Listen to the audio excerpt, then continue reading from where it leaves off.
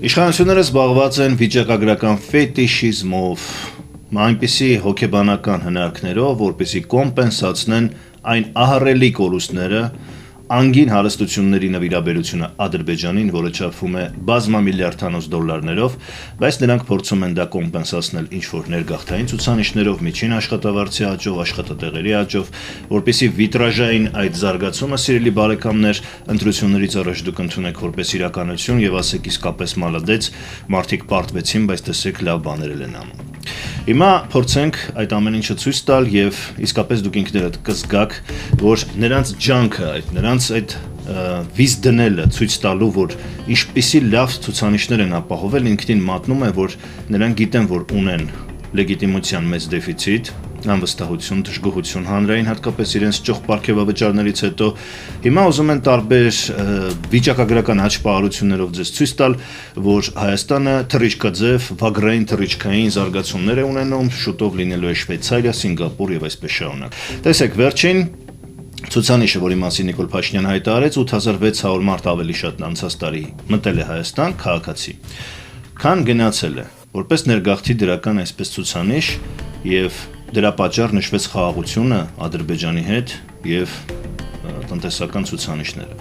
Դա համարվեց աննախադեպ։ Նման նախադեպ իսկապես իրականում եղել է, դա աննախադեպ չէ։ Ձեր կողմից Ատելի Քոչարյանի տարիներին նման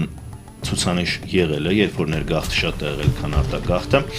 բայց ամեն դեպքում պետք է պատճառները հասկանալ։ Տեսեք, Թրամփը խստացրել է ներգաղթային քաղաքականությունը, վերացրել է նույնիսկ գրին քարտի խաղարկությունը։ Եվրամիությունը նույնպես խստացրել է ռուս-ուկրաինական պատերազմը, ստիպել է շատ հայերի իրենց երեխաներին, որոնք ունեն երկքաղաքացիություն իրականում, եթե եկել են չվերադառնան Ռուսաստան, այսինքն նաև Ռուսաստանի տնտեսական խնդիրները ստիպել են ոչ միայն հայերի, այլև շատ ռուսների այնտեղից գալ Հայաստան։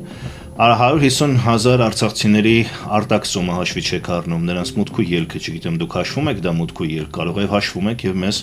փորձում եք թվերով մանիպուլացնել։ Համարում եք, որ նրանք պետք է ընդունեն Հայաստանի քաղաքացիություն, այսինքն արցախցիներին համարում եք դուք օտար երկրացիներ, չնայած նրանք ունեին անձնագրեր։ Հիմա նոր գրանցումով անձնագրերի ստանալը դուք կարող եք դա գրանցել որպես եւ նրանք եթե ենթադրենք սահմանը հատել են, օրինակ գնացել են Բաթումի հանգստացել եկել են, համարեք մուտք ու ելք։ Մի խոսքով, ես բազմաթիվ պատճառներ կարող եմ նշել Իրանում խնդիրներից սկսած վերջացրած գլոբալ միգրացիոն խնդիրները,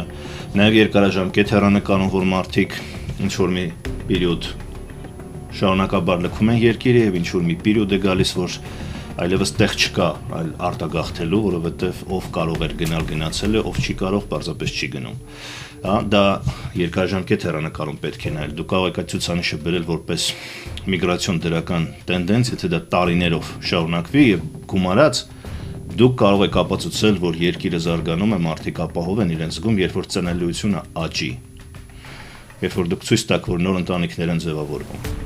այդ աճը գրանցեք։ Դա ինչ-որ միտեղ ես կընդունեմ որպես դրական աճ։ Բայց ձեր անձնուրաց ձգտումը ցույց տալու թվերով, տարբեր վիճակագրական աճպահարություններով մեր երկրի զարգացումը երբեք չի կարող ծածկել այն աղետները, որ դուք բերել եք,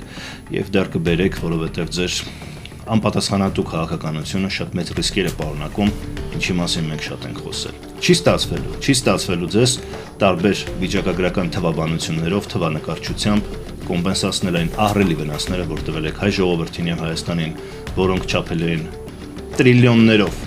անգին հարստությունները, որ դուք հենց այնպես առանց լուրջ կոմպենսացիայի հանձնել եք օտարներին։